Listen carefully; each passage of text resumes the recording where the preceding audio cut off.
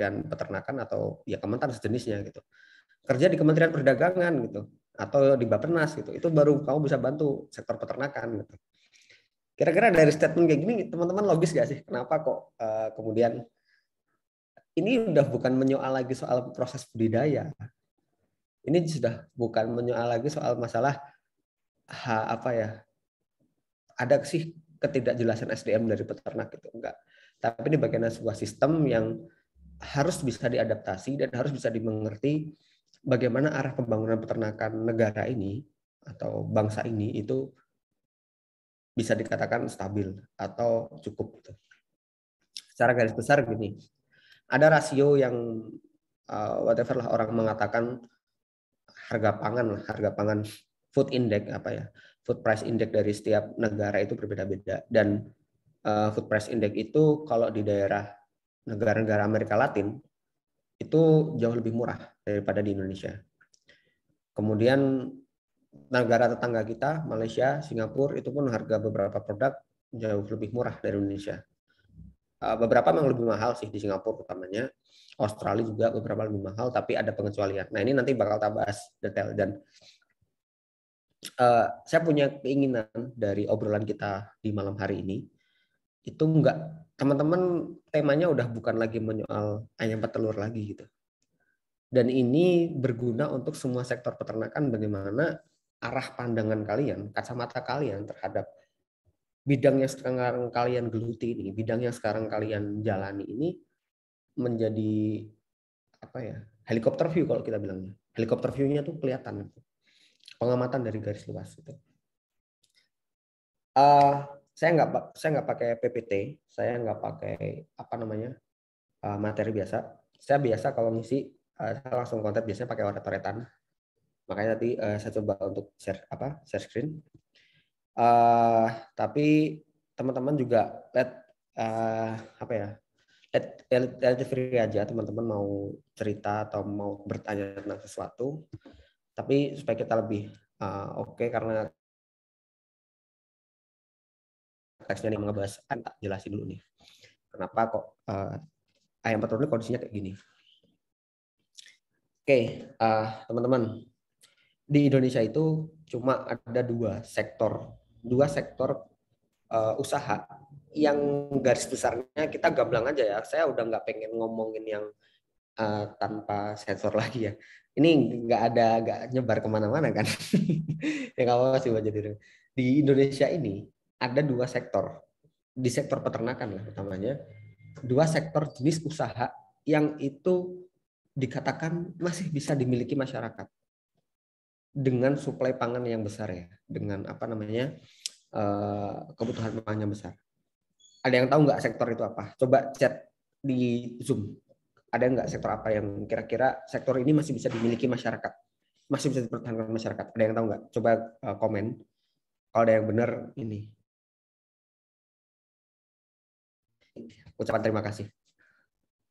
Coba tak kasih waktu wes 1 menit.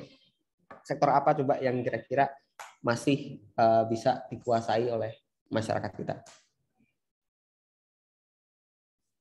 No, enggak, sektor pangan iya. Maksudnya di sektor peternakan ini, bisnis peternakan itu ada komoditas yang masih bisa dikuasai oleh masyarakat kita. Masyarakat ya. Alright, ruminansia ada lagi, perunggasan ada lagi, kurang spesifik. Ayam daging, produksi enggak ada yang spesifik. Ayo more. Oke, pakan ternak lagi. Oke, kambing, sektor pupuk kompos, sapi pedaging. Enggak ada. Oke, baru benar satu. Kambing, domba, dan ayam petelur. Kenapa? Saya akan bahas dari yang paling ekstrim, sapi, ruminansia. Kita itu adalah negara dengan apa namanya, ada aturan untuk impor. Kita kan sapi itu dikatakan 100% itu impor bakalan dari Australia.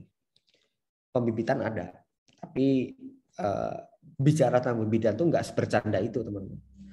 Karena kalau memang segi kesejahteraan manusia itu belum bisa terpenuhi dari sektor apa namanya yang lain, maksudnya komoditas yang lain, pembibitan sapi itu bukan menjadi satu alternatif dalam tanda kutip bisnis ya di sektor peternakan. Kenapa pembibitan ini rata-rata hanya dimiliki oleh pemerintah negeri, kayak misalkan kalau di daerah Jawa Timur saya kurang tahu apa ya, tapi kalau misalkan di apa namanya di sini ada BPIB Wates atau pembibitan di Batu Raden dan sebagainya gitu. Kalau daerah Batu mungkin Malang ada kali ya gitu, yang pembibitan sapi gitu. Kenapa ya? Karena siklus sapi itu dia bunting melahirkan cuma satu, dan kemudian penyakit pasca partus itu pun juga banyak. Kemudian dalam 1 tahun itu hanya beternak 1 ekor indukan, melahirkan 1 ekor bakalan, dan sebagainya. Prosesnya pun juga lama gitu. Makanya untuk segi fattening di Indonesia itu datang dari Australia. Kenapa Australia? Ini balik lagi ke perdagangan internasional. Jadi Indonesia itu kan masuk ke salah satu perdagangan bebas, di mana salah satu syarat buat kita impor sapi, saya lupa peraturan pemerintah berapa, nanti teman-teman bisa cek.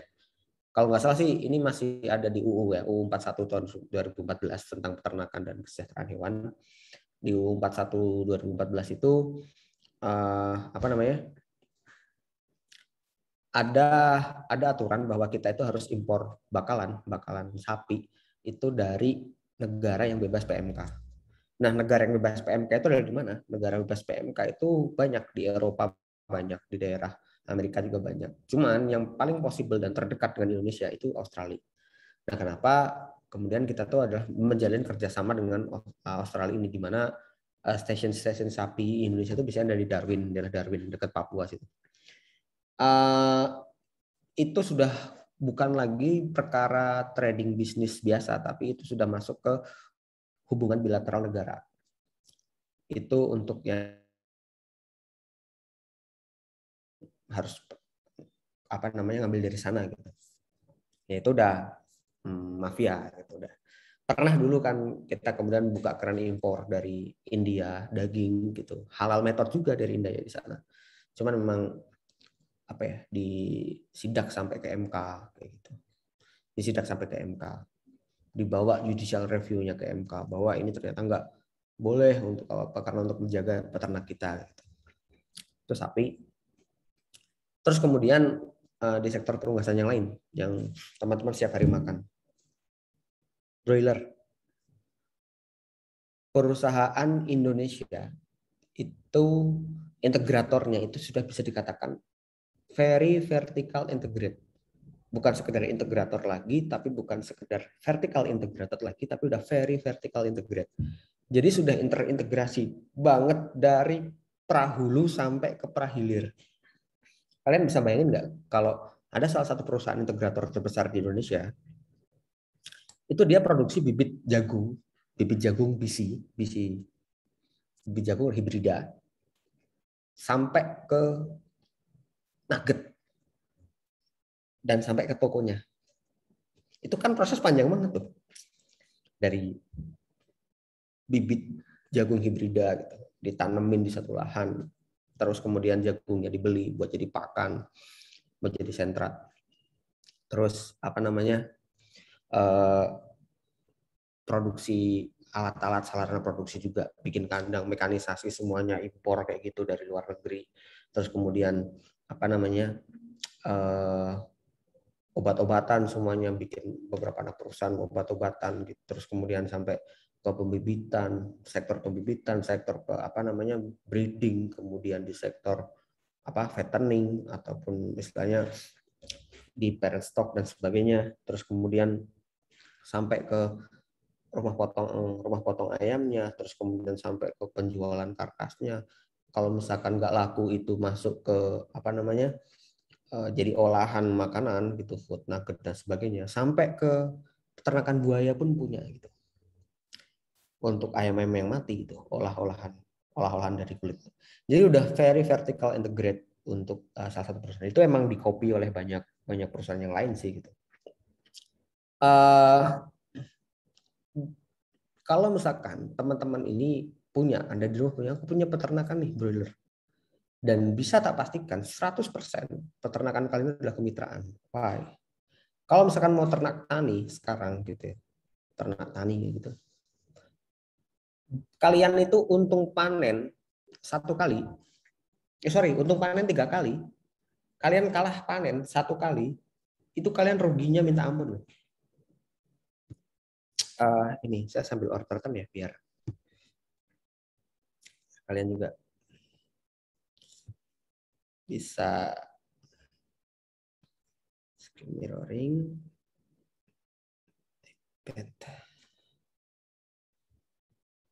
Oke.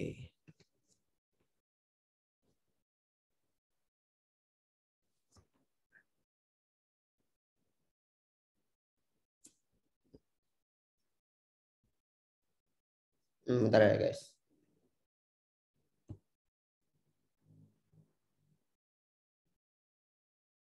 Oh, salah.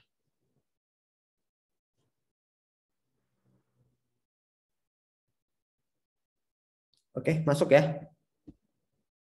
Mirroringnya masuk ya. Iya, masuk, Mas.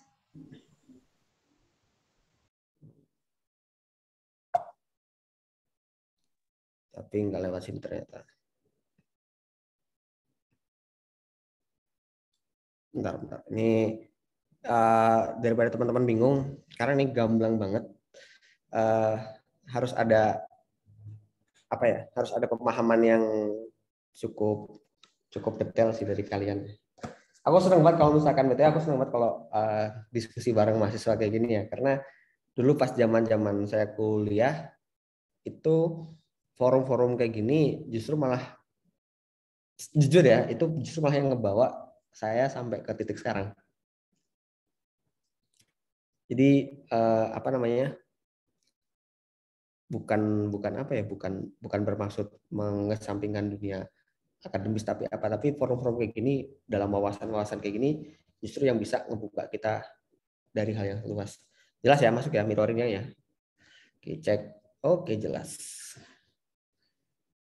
Jadi gini, tadi kan yang ada itu potensial buat dikuasai, yang apa sektor yang susah untuk dikuasai yang pertama kan tuh ruminansia ya. Maaf ya kalau tulisan saya jelek. Saya dulu waktu SMP latihan menulis dan kayaknya nggak penting banget tulisan bagus karena udah ada teknologi komputer gitu. Waktu itu saya udah visioner banget, Pak, ngapain kita tulisan bagus-bagus gitu. Besok kita kan nulis ketik gitu. uh, yang pertama ruminan tadi jelasin yang apa ada masalah dari bilateral. Ini kalian kalau nggak nyimak obrolan malam ini, aku pasti kalian bakal rugi banget. Ini biasanya nilainya 5 juta nih kalau aku ngisi kayak gini nih. Ruminan itu masalah bilateral, terus kemudian ada masalah PMK juga, kemudian ada standarisasi harga. Itu yang membuat kita susah untuk apa namanya bergerak di sektor ini. Kemudian yang kedua nih, itu tadi masalah broiler. Itu semuanya udah very vertical integrated, VVI. Dari hulu ke hilir kita udah tak jelasin. Nah di broiler itu guys, kok aku malah guys sih kayak anak kayak sama teman-teman kantor. Jadi gini guys, untuk yang broiler itu, kenapa ini bisa menjadi sangat impossible buat teman-teman belajar apa ya istilahnya, buat teman-teman ngerti. Ini kalian menang panen 3 kali, kalah panen sekali bisa fatal. Kita ngambil aja satu sampel. Dalam proses kemitraan, itu segala sesuatu tuh udah terjamin. Mulai dari bibit, pakan, sampai ke yang lain udah terjamin. Nah, logikanya gini. Ada yang tahu nggak harga broiler sekarang berapa per kilonya? Kurang lebih kalau nggak salah sih, sebentar kita cek. Harga broiler hari ini itu, ini kan telur Blitar 14,5 ya sekarang ya. Asumsikan broiler tuh sekarang 16.000 gitu aja. Cara buat ngitung paling gampang adalah dari FCR. FCR broiler rata-rata 1,6. 1,6 itu adalah target FCR standar untuk pengembang biakan broiler kalau misalkan skalanya close house. 1,6 dikali harga pakan yang tersedia sekarang untuk broiler itu 6.200. Itu untuk pakan saja itu udah 9.000, sekitar 9.000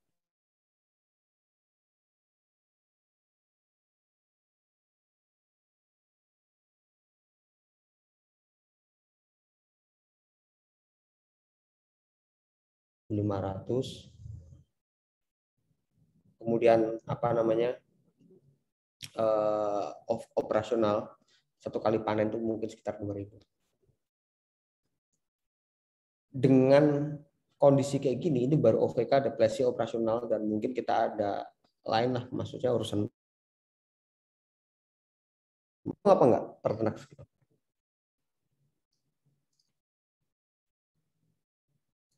Ini udah HPP per kilonya itu kan 14.800 ya. Ya. Tapi broiler tuh nggak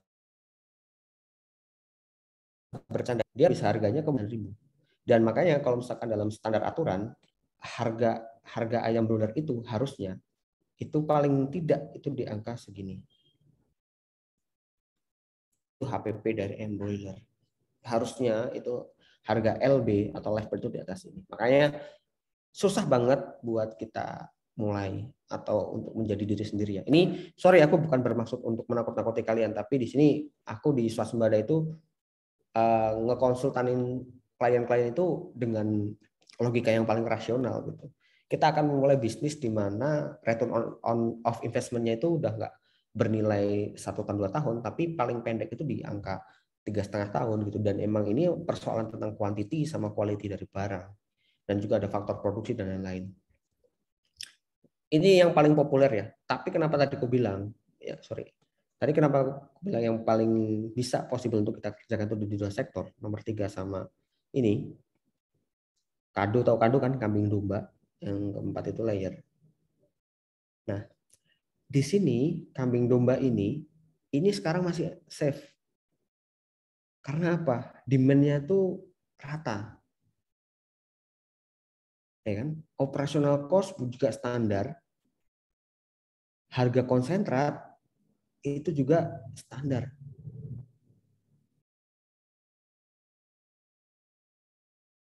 Mbak ini, sorry,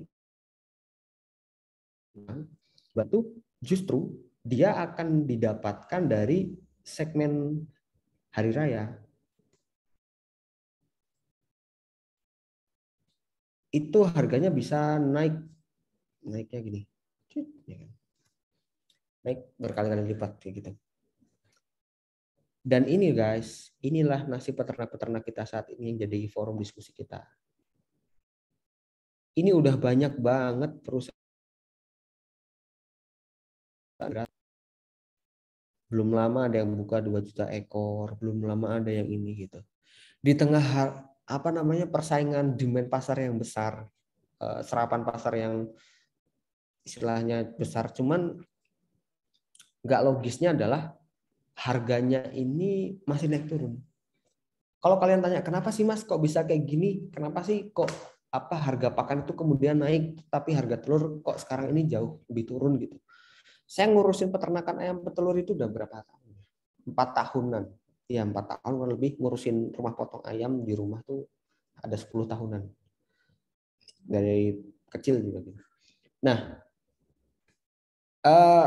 di layer itu sekarang ini masih benar-benar apa ya ngomongnya, bahasa Jakartanya literally masih bisa masih bisa dilakukan sama masyarakat. Sebab faktor produksi di hulu itu masih terjamin. Kita bisa dapat akses ini mana aja, dari mana aja. Beda kalau broiler. Ya oke lah, nggak terjamin banget sih. Broiler kenapa nggak terjaminnya?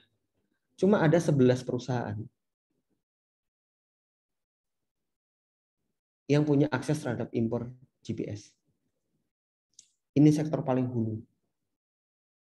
Dan nggak bisa dikuasai masyarakat. Kita udah kalah di sini duluan.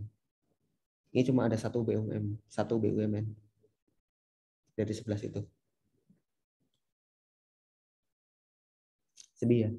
Jadi di layer pun juga sama sebenarnya. Strain dari layer itu, kita ngomongin dari awal ya. Strain dari layer itu gini. Kita fokus ke layer. Layer itu dari strain di awal itu udah dikuasai perusahaan juga. Kalau misalkan yang ramai di Indonesia ada kayak Lohman, Highland, kemudian kayak ISA dan sebagainya. Ini kan antara Israel, Perancis atau Amerika, 3 strain itu, Lohmann, Highland atau ISA. Nah, dari strain ini hak atau mungkin orang yang bisa untuk impor itu adalah satu integrator. Karena apa? Dalam satu aturan perdagangan internasional ada kewajiban tentang masalah valuasi perusahaan, ada kewajiban tentang masalah apa ya, aset perusahaan dan lain-lain untuk menjamin bahwa strain ini bisa tetap bisa berjalan dan seterusnya bisa continue gitu. Salah satu tuntutan dari masyarakat peternak kemarin kan itu, bahwa mereka tuh bisa kok buat pembibitan sendiri itu. Pembibitan bukan yang parent stocknya ini ya, bukan parent stocknya si layer, tapi mulai dari grand parent stocknya layer gitu.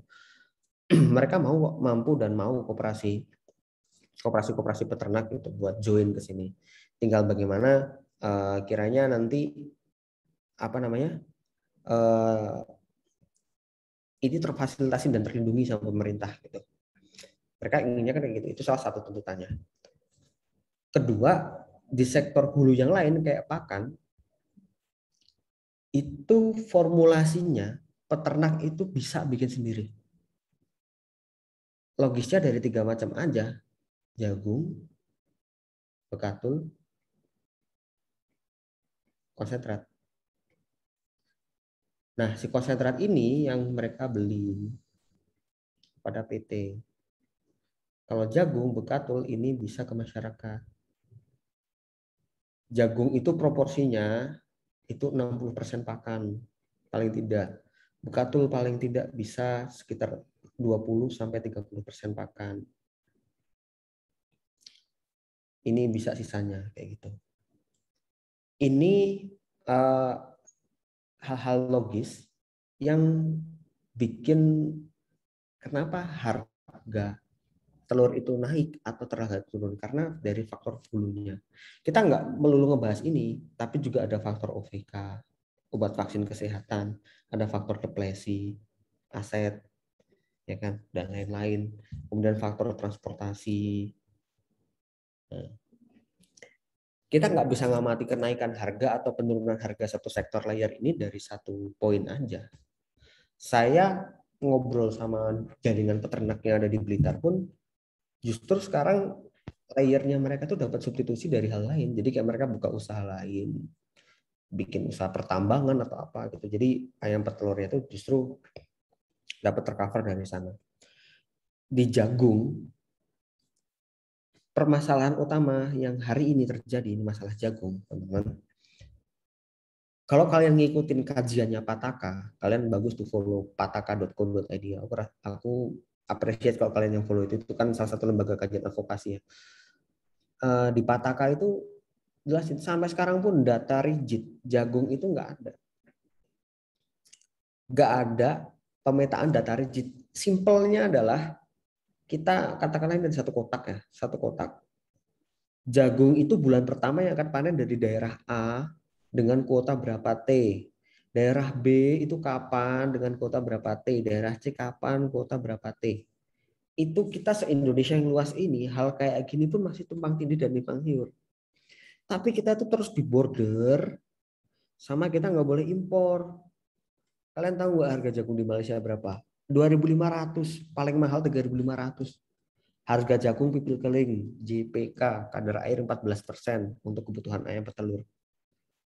Kita nggak boleh buat impor, itu kita dipeteng. Ya, tapi kalian antara setuju atau tidak terhadap impor ini ya, aku rasa sebagai seorang mahasiswa yang idealis, sebagai seorang orang yang memikirkan nasib bangsa, kita akan memilih untuk impor. Tidak memilih untuk impor. Maaf, maksud saya gitu. Tapi sebagai seorang bisnismen entah siapapun di luar sana, impor itu adalah cara paling bagus untuk menghajar mafia yang ada di dalam. Kenapa? Dengan ketidakjelasan data, si para petani jagung itu sampai sekarang itu belum tahu HPP dari produksi JPK itu 1 kilo berapa. Itu mereka belum tahu. Kenapa kok 2019 bulan Agustus pun harga jagung itu masih 3.500. Lah sekarang hari ini 5.500 today. Bayangin kenaikannya berapa. Pas 2019 ini akhir ya, harga telur itu di 24.000 tertinggi Jakarta. Sekarang harga telur itu dari Blitar hari ini 14.500.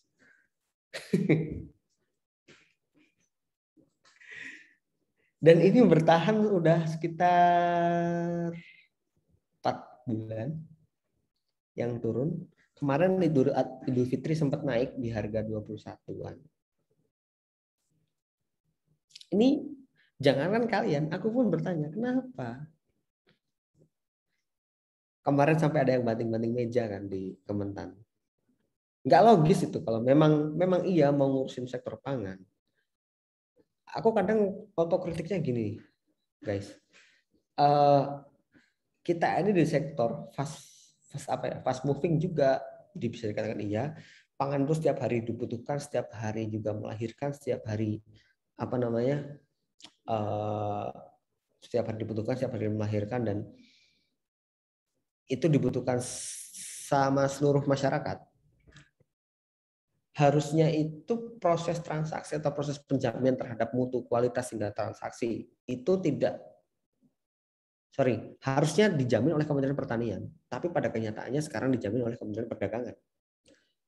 Makanya kayak bilang, banyak sekali pengusaha-pengusaha pertanian peternakan di Indonesia bangkrut itu bukan karena faktor produksi, tapi justru karena faktor persaingan pasar. Hancur dari hilirnya, bukan hancur dari apa namanya dasarnya kayak gitu. Inilah yang kadang membuat apa namanya kita ini penuh dengan tanda tanya ya. Kalau kalian pengen tanya, inilah terus peternak untungnya berapa kalau harga jagungnya 5.500? Gak ada untung, peternak rugi 3.500 per kilo per hari. Kali berapa tuh? Misalkan produksi ayam dulu setempat saya 5 ton per hari. 5.000 dikali 3.500 sudah berapa juta tuh ruginya per hari buat nutupin masalah pakan, masalah harga. Ini pun unik faktornya banyak. Unik faktor masalah jagung ini ya. Unik faktor masalah kenaikan harga. Satu masalah pakan, ya kan? Kedua masalah demand. Ketiga ini bisa masalah distribusi. Keempat ini aku mengatakan ada ini ya, style change atau apa ya, perubahan pasar lah. Ngomong bahasa perubahan pasar. Oh ya, sorry, disrupsi aja biar enak bahasanya. Ada disrupsi. Pakan, kalian tahu nggak yang peternak Blitar kemarin demo ke Jokowi itu, terus diundang ke istana, dia dikasih jagung 45 ton sama Pak Jokowi. Tapi habis itu dia dimusuhi sama petani-petani jagung di sana. Aku datengin tuh orangnya. Kasihan. Kasihan gitu. Makanya aku nanti ada beberapa alternatif solusi yang harus bisa kita tanamkan dan kita kejar. Kita dari 4 hal ini aja. Nanti teman-teman, aku pengen teman-teman nggak begitu pusing, tapi tahu masalah basic. Kenapa kok kondisi kayak gini akan terus terjadi. Pakan antara feed mill, terus kemudian self-make, peternak yang self-make, itu jangan kalian kira mereka tuh punya hubungan baik. Enggak. Mereka gini.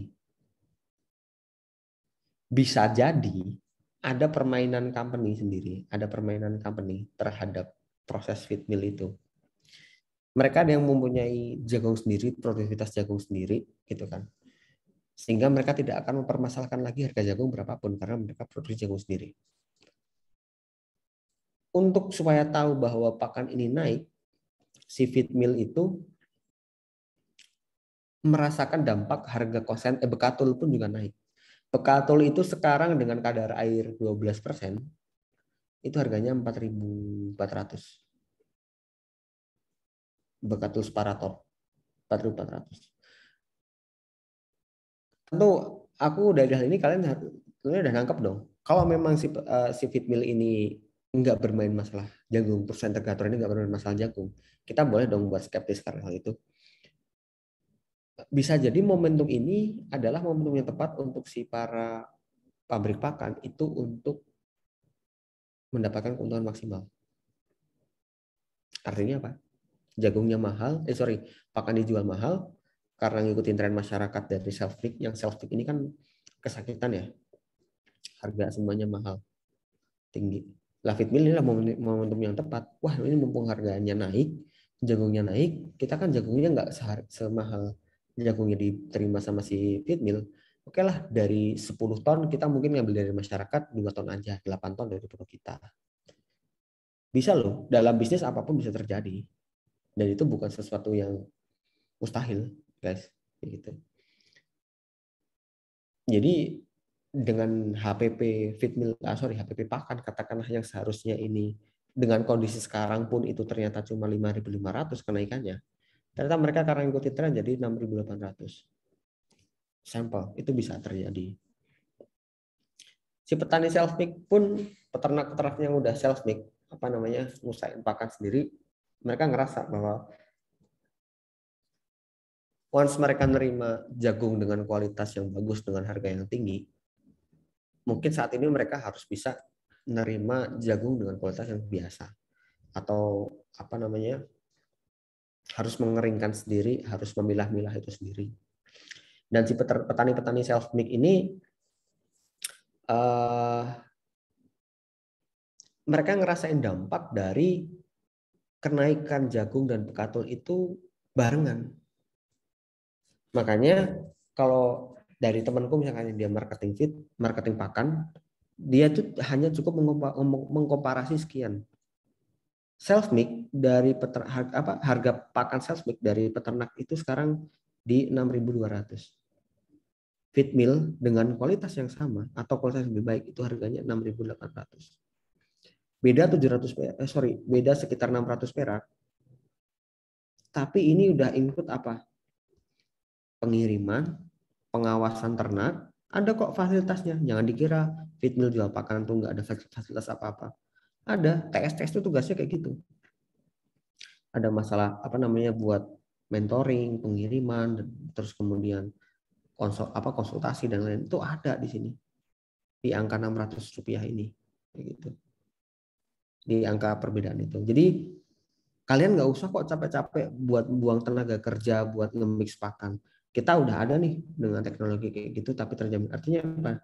Ini harganya bisa sebanding. Bisa sebanding nilai evaluasinya. Gitu. Itu another sample. Kemudian dari demand ini nanti kalian boleh tanya karena problem dari pakan ini sepertinya kalau tak jelasin kalian malah nggak tidur nanti. Aku juga telat ke Bandung nanti kalau tak jelasin di masalah pakan ini. Di demand itu karena PPKM. Kenapa kok PPKM? Serapan pasar jadi rendah. Karena apa? Hajat berkurang. Hajat berkurang. Kafe dan sebagainya orderan turun. Resto turun. Ya kan? Kemudian masyarakat itu sekarang ini masuk ke fase yang ini ya keempat. Ini turun. Karena ini kurang, padahal di sektor demand ini itu penyerapannya itu mayoritas dari Jabodetabek. Makanya kalau ngelihat harga itu jam 6 pagi itu akan keluar harga Blitar dan jam 12 siang itu akan keluar harga final untuk Jakarta. Itu yang siklus yang sering terjadi. Jadi harga telur itu jangan kalian kira penentuan harganya itu masih by WA. Masih by WA dan setiap hari mau dikasih harga berapa, trading berapa. Itu kayak kalian main saham gitu. Kayak kalian main saham terusnya gitu. Oke, hari ini dipantau sekian. Oke, ternyata serapannya tinggi nih dari agen-agen, ternyata serapannya tinggi. Jadi kayak dari perhimpunan peternak itu kan, dia ngumpulin nih dari kandang-kandang, digudangin di Blitar. Terus kemudian kirim ke agen di Jakarta, agen besar itu masuk ke agen kecil. Indeksnya mereka tanya dulu, Pak, gimana kiriman hari ini, barangnya sudah apa namanya, serap semua atau belum, kejual semua belum, oh belum, masih banyak, oh berarti serapan sepi, oke harga kita tahan dulu gitu, harga tahan sekian. Oh ternyata Pak tambah sepi, nggak kejual, oke Pak harga kita turunkan. Pak ini hari ini ramai banget nih, banyak yang beli telur kayak gitu, ngatur indeksnya dari agen-agen besar kayak gitu, oke harga kita naikkan satu persatu, naikkan kayak gitu. Itu prinsip ekonomi yang paling dasar ya. Distribusi itu menyoal tentang japek pengiriman, dan apa namanya, proses transport itu bisa memakan sekitar 24% dari cost telur, dan transport ini juga include daripada fitur tambahan bisa kayak berupa egg tray atau mika atau lain-lain. Itu apa namanya, faktor-faktor utama. Ada banyak cerita menarik teman-teman kalau masalah distribusi ya. Kita ini proses dealing harga telur, kenaikan dan penurunan harga itu bisa saja ada kontribusi sedikit persen daripada sopir-sopir pengirim telur. Kenapa? Aku pernah cerita. Aku biasa ngambil telur di Blitar, kemudian tak kirim ke Jakarta sama tak kirim ke Bandung. Aku ngirim dengan harga hari itu 20.000, beli 20.000. Oke Pak, beli silahkan kirim sampai Bandung. Saya tak kasih target Pak, jam 6 pagi sudah harus sampai Bandung gudang. Gitu. Dia masih enak-enak aja gitu. Ternyata apa, faktor SDM-nya lambat, muatnya lambat, proses apa namanya loading telurnya itu telat. Terus di jalan pun ternyata dari broker yang di Blitar nggak dikasih duit tambahan. Dia ngawur, nggak lewat tol ngomong ke saya, nggak ngomong ke saya. Saya kirim petugas lapangan tim saya, tak kasih ke Solo, jam 9 malam berangkat ke Solo, sampai Solo jam 11, ternyata jam 11 tuh orangnya masih di Nganjuk. Dan itu apa namanya, sampai Solo baru jam 3 pagi. Tim saya nunggu di pinggir jalan tol itu dari jam 11 malam sampai jam 3 pagi. Dari hal itu harusnya itu aku ngirim ke Bandung telat 1 hari karena sopir nggak pakai tol. Dan harga di hari berikutnya itu udah turun 300 hingga 500 perak. Jadi ada segi pemutusan, oke lah Mas, sorry aku nggak bisa ngambil barang lagi karena barang saya ini yang beli dari tempat Mas sekarang apa namanya belum keserap gitu. Ini faktor distribusi. Dan kalian tahu nggak, ini biasa ngambil 300 perak. Sorry. 300 perak dari apa namanya harga. Let's say harga telur sekarang 20.000, itu kan mereka kalau terima di tempat jadi 20.300. 300 perak dikali 5 ton kan 1.500.000 itu ongkos.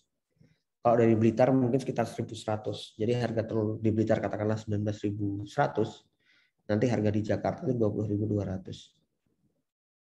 Itu gunakan untuk transport. Nah, ini disrupsi ini yang kadang-kadang tidak banyak peternak mengerti dan pelajari. Saat ini karena adanya PPKM tadi yang tak jelaskan, kesadaran masyarakat akan pasar modern itu tinggi. Karakteristik paling utama dari pasar modern adalah mereka tidak bisa membayar barang dagangannya secara cash. Mereka serapan tinggi, jaminan tinggi, harga tinggi, tapi mereka nggak bisa cash. Mereka tempo. Peternak nggak bisa kayak gitu, karena sekali barang, 2 kali barang dia nggak bayar, ya udah nggak produksi lagi. sedih sebenarnya.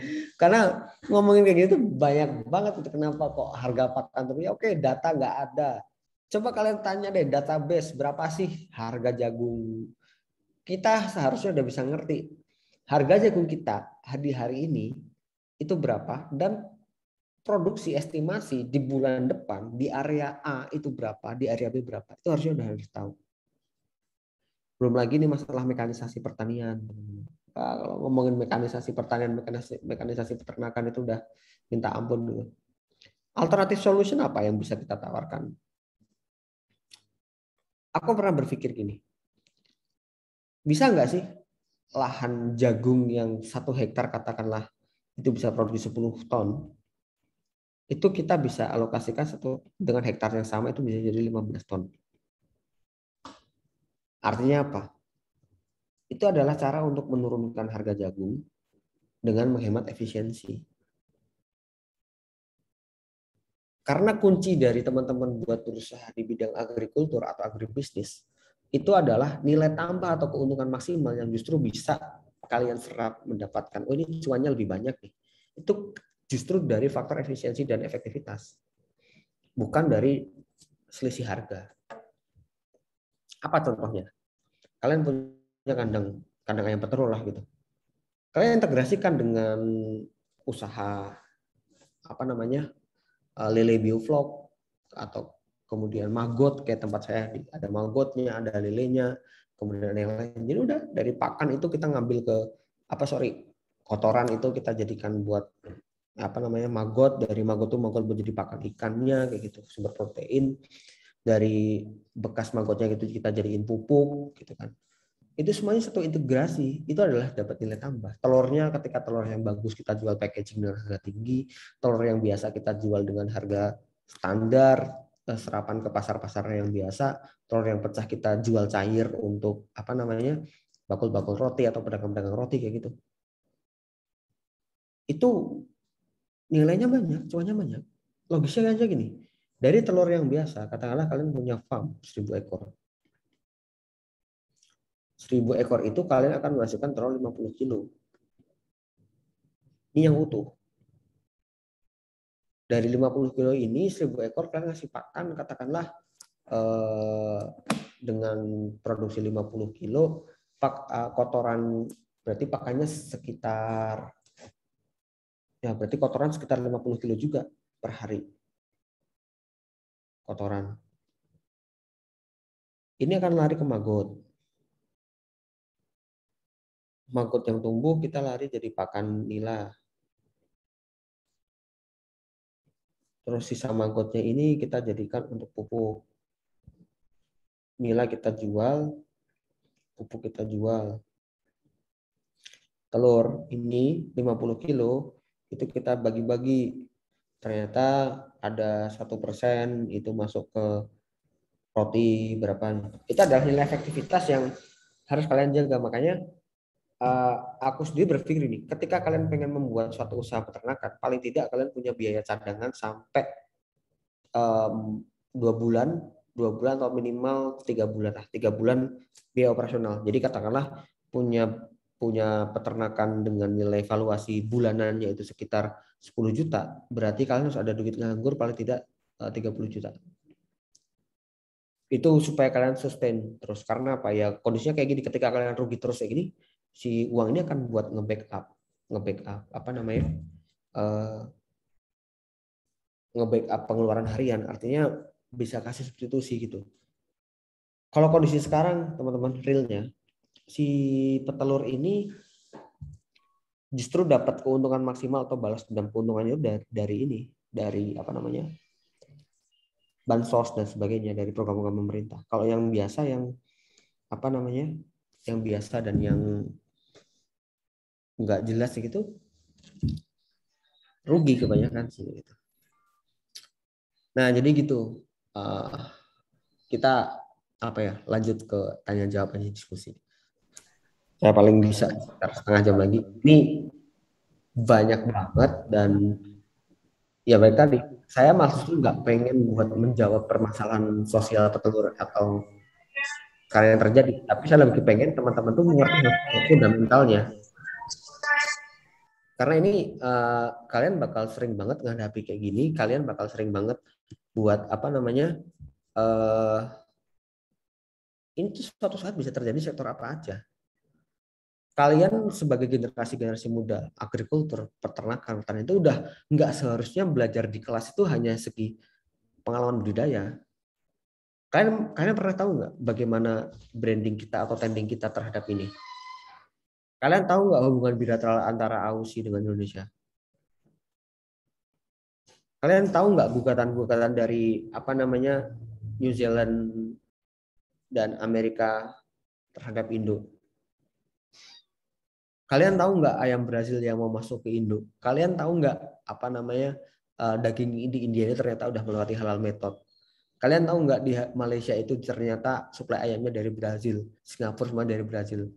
Kalian tahu nggak kalau di Indonesia nggak bisa ekspor produk pangan karena apa? Karena ini.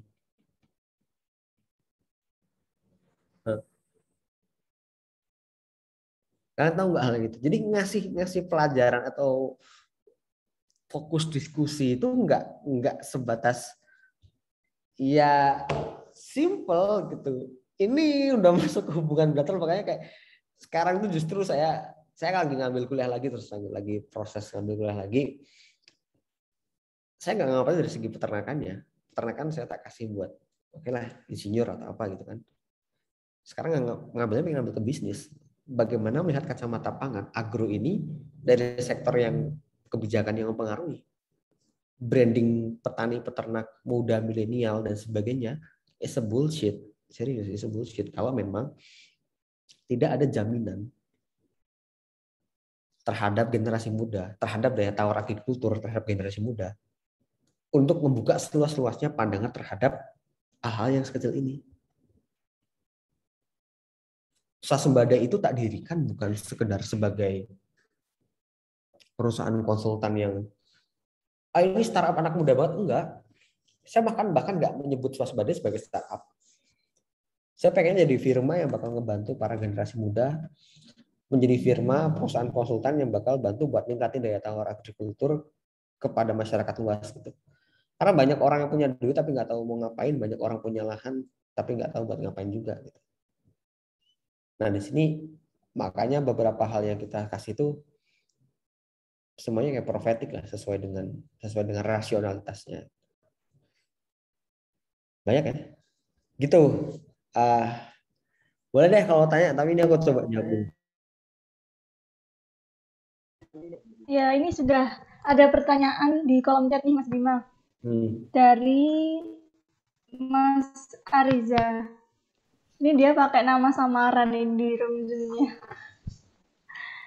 Oke, Mas Ariza ini tanya, penurunan harga masalah pakan itu apakah ada sangkut pautnya sama perusahaan industri pakan atau tidak, Mas? Mungkin Bisa jadi ngamatin dari hal yang netral ya, bisa jadi. Ini bukan sesuatu hal yang nggak mungkin gitu, bukan sesuatu hal yang nggak mungkin dalam satu bisnis, tapi ngebuka itu ke publik, ngebuka itu ke pasaran ya nggak mungkin. Itu bisa jadi jawabannya bukan bukan apa ya, bukan iya atau dan tidak. Ntar siapa nih, Triwahyudi dari mulai dulu terjadi mulainya iya, jangan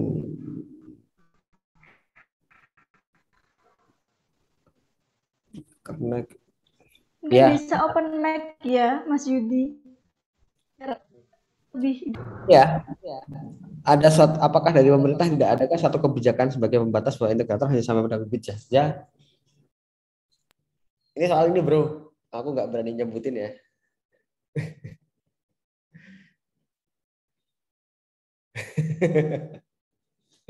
Tak hapus.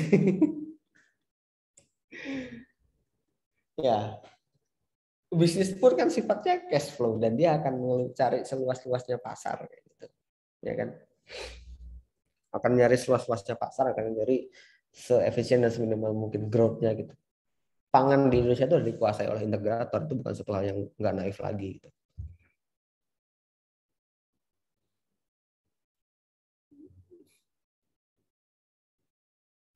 Oke, Ibadur Rahman. Harga penentuan lewat WA.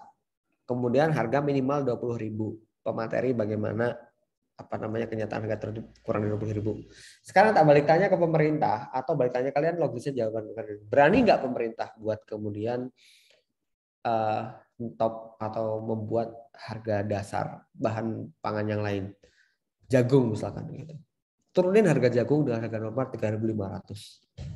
Berani nggak buat nekan Fitmil bahwa penjualan pakan tidak boleh lebih dari sekian? Ini bukan lagi soal masalah peternakan, Bro Ibadur Rahman. Ini soal masalah mikroekonomi vs makro. Di mana yang dilakukan oleh pemerintah itu adalah untuk menyeimbangkan si makroekonomi supaya tidak jadi inflasi, terus kemudian harga pangan masih oke, terjamin stabil dan sebagainya. Tapi di mikroekonomi itu peternak butuh kesejahteraan, level UMKM butuh kesejahteraan dan lain-lain. Harusnya memang ada kebijakan berdemikian. Dan itu harus tegas, penyertaan aparat-aparat untuk proses itu masuk akal juga untuk dilakukan. Karena kalau memang nggak ada pembatas, nggak ada segi sosial yang menekan hal itu, saya rasa emang iya, semuanya udah masuk ke proses ekonomi kelas makro di mana itu sudah menyangkut paham-paham ekonomi. Kira-kira bahasa saya terlalu tinggi nggak sih buat teman-teman gitu? Atau maksudnya mudah dipahami nggak sih?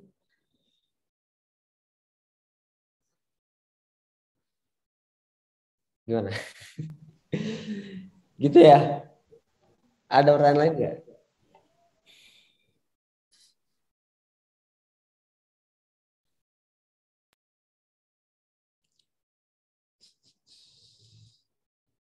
Ada pertanyaan lain nggak, teman-teman? Izin bertanya, tapi lewat suara nggak apa-apa, Mas? Nggak apa-apa.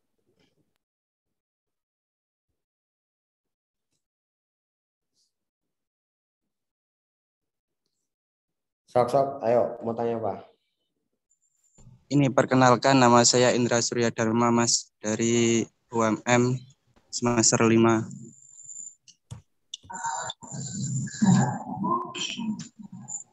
Mungkin Mas Jati bisa langsung open mic. Silakan, Mas. Terima kasih. Saya industri perunggasan ya, khususnya broiler sama layer. Ini kan tadi dijelaskan pertama bahwa perusahaan integrator itu menguasai bidang dari hulu sampai hilir gitu. Nah, apakah kedepannya peternak mandiri itu bisa, ada kemungkinan nggak peternak mandiri itu bisa bersaing atau setidaknya bisa bertahan? Soalnya isu bahwa harga HPP ya, harga jual produk di bawah HPP kan selalu terulang di tiap tahunnya. Seperti itu. Terima kasih. Ya. Itu akan masuk ke dalam ekosistem agri, Bro Jati ya. Jadi kalau memang peternak mandiri memang possible banget bisa. Tapi berani nggak sih peternak mandiri ini kemudian menurunkan ego masing-masing dari dari mereka gitu. Di mana suplai bahan baku atau suplai jaminan mutunya itu justru bukan berasal dari dalam tanda kutip sumber yang belum terpercaya gitu ya. Berani nggak kalau misalkan dirimu punya kandang 10.000 ternyata sumber pakannya itu bukan dari pakan feed mill, tapi itu dari pakan self milk. Berani nggak kemudian kayak pemantauan kesehatan itu tidak dilakukan oleh para teknisi tapi hanya berdasarkan forum-forum sosial aja gitu. Ekosistem kayak gitu tuh yang harus bisa dijamin oleh istilahnya pemerintah, di mana mungkin kalau paling rasional tuh sekarang PPL ya. Makanya PPL pun aku rasa kurang begitu statis lah gerakannya, tuh masih kurang set dalam ngurusin agro yang semakin berkembang pesat kayak gini. Pemahaman terhadap close house, pemahaman terhadap faktor iklim, faktor suhu budidaya dan lain-lain, itu juga harus bisa dimengerti bisa dimengerti lebih jauh gitu. Bagaimana kemudian mengamati satu bisnis ini tidak sekedar egosentris dari diri kita sendiri. Itu bisa banget ketika makanya forum-forum adanya kayak perhimpunan peternak rakyat nasional dan sebagainya itu mereka akan membantu untuk meningkatkan daya tawar si peternak terhadap sektor yang lain. Jadi kenapa logisnya gini? Kenapa di Blitar harga telur bisa lebih rendah dari daerah lain? Karena mereka sub ekosistemnya udah kebentuk. Ngambil pakan itu nggak harus dari perusahaan. Ngambil obat itu pun nggak harus melalui program OVK dari perusahaan. Itu bisa kok dilakukan sendiri, tahu sendiri gitu. Itu apa namanya yang mungkin yang itu bisa banget terjadi dan possible terjadi. Gitu. Jadi bikin ekosistem agri. Gitu. Kira-kira jawabannya memuaskan atau enggak? Ya, itu, bagaimana tanggapan dari Mas Jati? Itu bisa dimulai dari yang kecil, lewat apa namanya operasi desa dan sebagainya gitu. Cuman eskalasinya memang membutuhkan pihak ketiga atau pihak yang memang expert di sana untuk menjamin mutu dan kualitas dari si produk itu. Ada tanggapan dari Mas Jati? Apa sudah puas dengan jawabannya? Mungkin satu, ya. Iya. Tadi kan salah satu faktornya itu kan distribusi gitu Mas ya. Ya. Distribusi kan salah satunya peternak itu kan ketergantungan dengan tengkulak gitu, seperti itu. Tapi apakah sebenarnya peternak mandiri ini bisa bukan mencari pasar tapi bisa menciptakan pasarnya sendiri seperti itu. Jadi para peternak mandiri itu tidak ketergantungan dengan tengkulak ini seperti itu. Terima kasih. Betul.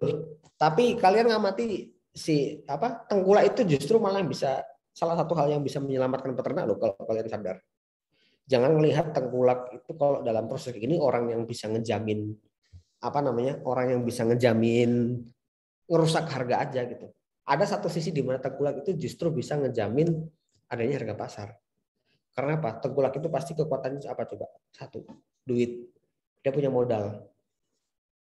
Dia bisa bayar cash ke peternak supaya dia bisa terus-terusan berproduksi. Bisa terus-terusan berproduksi, ngasih telur yang bagus. Tapi dia bisa ngejamin ke pasar, ke gudang, atau kemana. Udah nggak apa-apa bayar taran, yang penting barang laku. Jadi tengkulak ini sebenarnya kayak bisa dikatakan pengendali ekonomi ketika memang kondisinya kayak gini. Asalkan tengkulak itu butuh dan harus ada. Cuman proporsinya itu harus diatur, jangan terlalu berlebihan. Ngambil untung ya sewajarnya aja.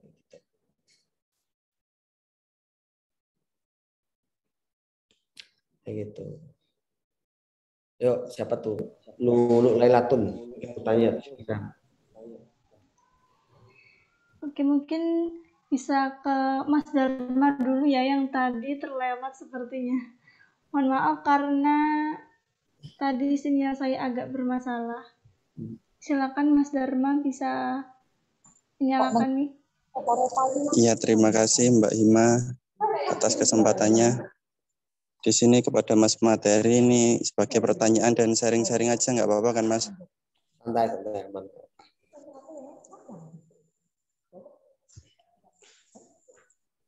Ini di saat harga jagung melambung tinggi, para peternak meminta untuk dimurahkan, sedangkan untuk para petani kan untuk biaya produksinya juga tinggi Mas. Untuk pupuknya harganya melambung tinggi, obat-obatannya juga tinggi. Ya paling enggak pemerintah itu bisa memiliki undang-undang yang telah disampaikan tadi, ada harga minimal untuk jagung, ada harga minimal untuk telur. Jadi sama saling menguntungkan, tidak ada yang dirugikan di antara keduanya. Soalnya saya sendiri di rumah ini pertanian iya, peternakan juga iya. Jadi sering dibuat adu domba sama masyarakat. Jadi jagungnya kok murah, kok telurnya kok murah gitu. Terima kasih. Oke.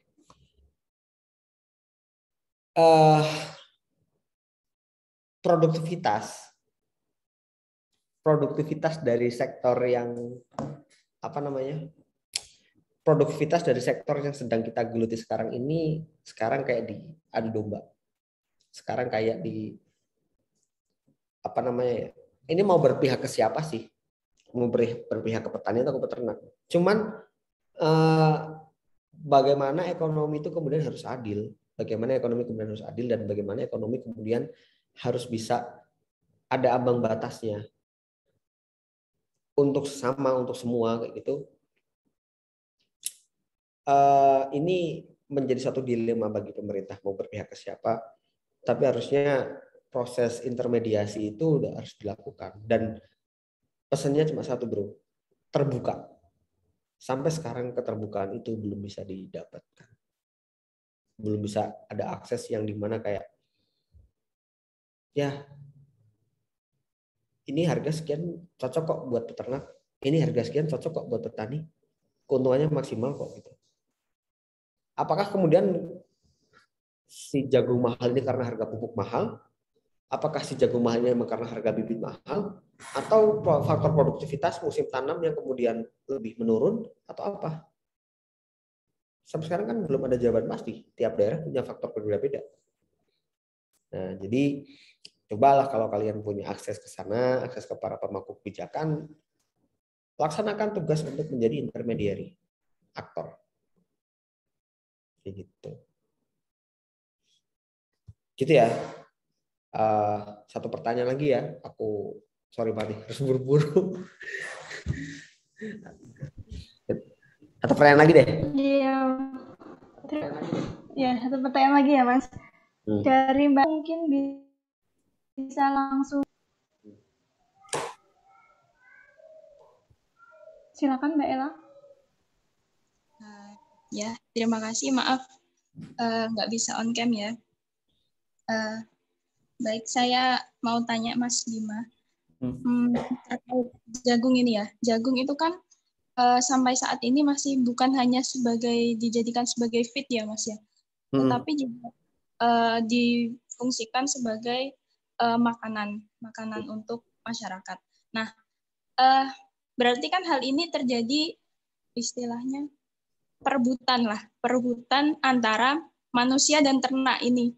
Padahal kan ternak pakan itu ada sumber nutrisi yang lain selain jagung itu yang mungkin nutrisinya lebih tinggi, itu pasti banyak. Kenapa sampai sekarang peternak juga masih merebutkan jagung ini sebagai peternak layer ya? Peternak layer merebutkan jagung ini sebagai pakan ayam, pakan utamanya, istilahnya seperti itu. Mungkin itu, Mas. Ya, menurut Mbaknya, jagung yang digunakan untuk pakan manusia dengan pakan ternak, apakah beda atau sama? Coba jawab. Ayo. Saya rasa sama sih, Mas. Ya. Hah? Sama. Jagung hibrida yang digunakan untuk pakan manusia dan pakan ternak, apakah sama atau beda? Oh, iya. Beda sih. Itu. Jadi jagung itu nggak hanya dilihat dari oke ini tumbuhan jagung segini, sebotol gitu, setongkolnya jagung gitu kan. Tapi ada proses di mana proses itu harus dryer, harus dikeringkan, kadar airnya dan lain-lain gitu. Itu adalah proses yang memang bisa membuat cost jagung itu kemudian jadi tinggi. Ternyata karena ini faktor musim hujan. Jagungnya yang biasanya pengeringan cuma butuh 1 minggu ternyata harus pakai dryer, jadi pengeringan harus ada biayanya gitu. Substitusi jagung itu untuk Indonesia belum ada, terus terang aja. Kalau di luar negeri memang pakai gandum ya.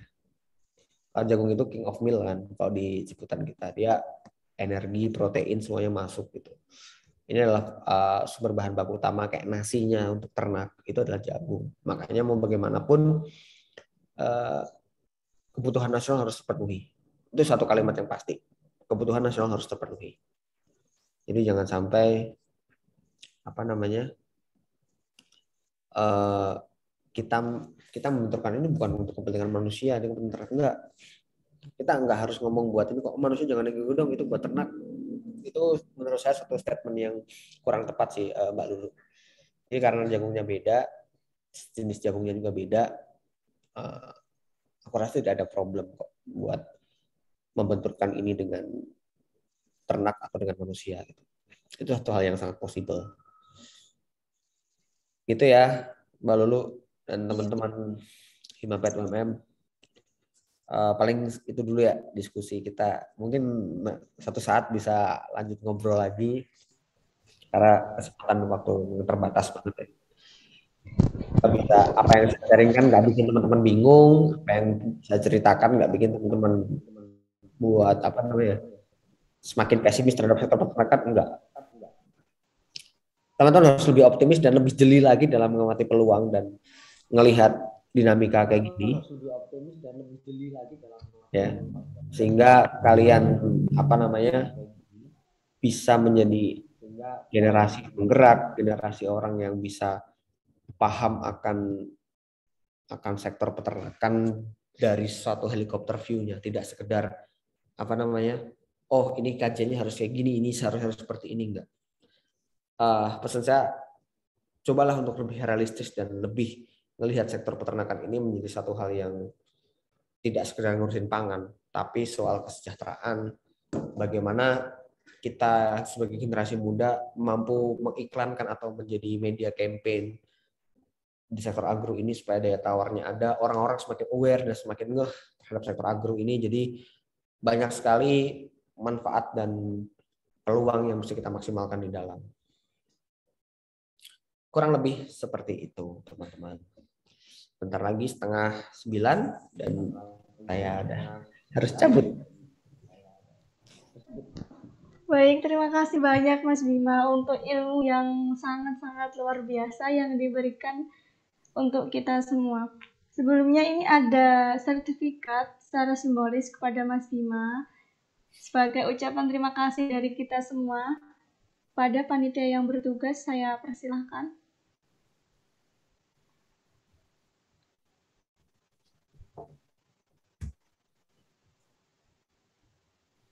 Wow. Thank you teman-teman. Saya ucapkan terima kasih. Terima kasih Mas Bima. Oke. Mungkin sebelum Mas Bima keluar, baiknya kita melakukan sesi dokumentasi terlebih dahulu ya Mas. Jangan lupa ya, pada ngikutin swasembada kan? Iya, habis ini langsung nge-follow swasembada semua Mas. Follow Mas. Teman-teman bisa minta tolong untuk menyalakan kamera ya. Kita akan melakukan sesi dokumentasi. Untuk panitia yang bertugas, saya persilahkan. Sesi print screen.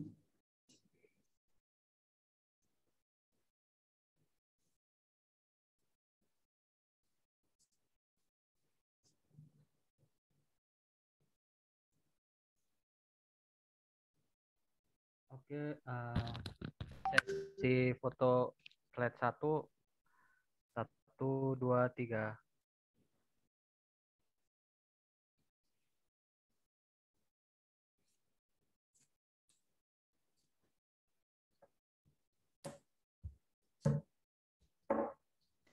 Sudah ya. Baik, terima kasih Mas Bima untuk penyampaian materinya. Semoga apa yang Mas Bima sampaikan bisa menjadi ilmu yang sangat bermanfaat buat kita ke depannya. Mas Bima boleh keluar dari Zoom atau mengambil waktu. Aku izin live dulu ya teman-teman ya, karena harus perjalanan jauh. Minta doanya juga semoga lancar dan salam sukses untuk rekan-rekan semua. Salam buat teman-teman Himapet UMM. Semoga bisa menjadi generasi penggerak di agrikultur yang luar biasa. Bye teman-teman ya, thank you udah. Terima kasih Mas Bima. Terima kasih Mas. Terima kasih Hati-hati Mas. di jalan. Terima kasih Mas.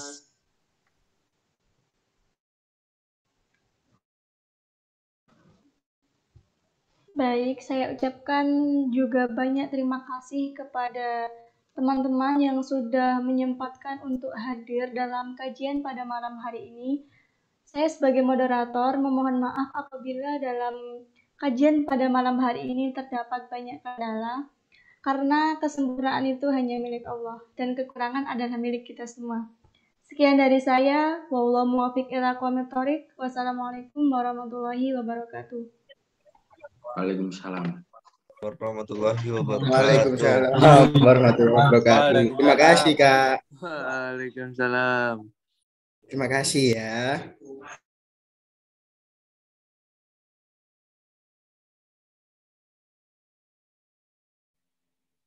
Kasih Mbak moderator yang cantik. Mbak Ella. Mbak Ella. Mbak. Mbak Ella jan muani sere. Mbak Ella. Mbak Ella Sugito. Apa hal Sugito. Pak CEO CEO-ne KMF piye yo meneng emang. Oh, mohon maaf masih rekam, guys. Mbak Ella. Rotok pucat.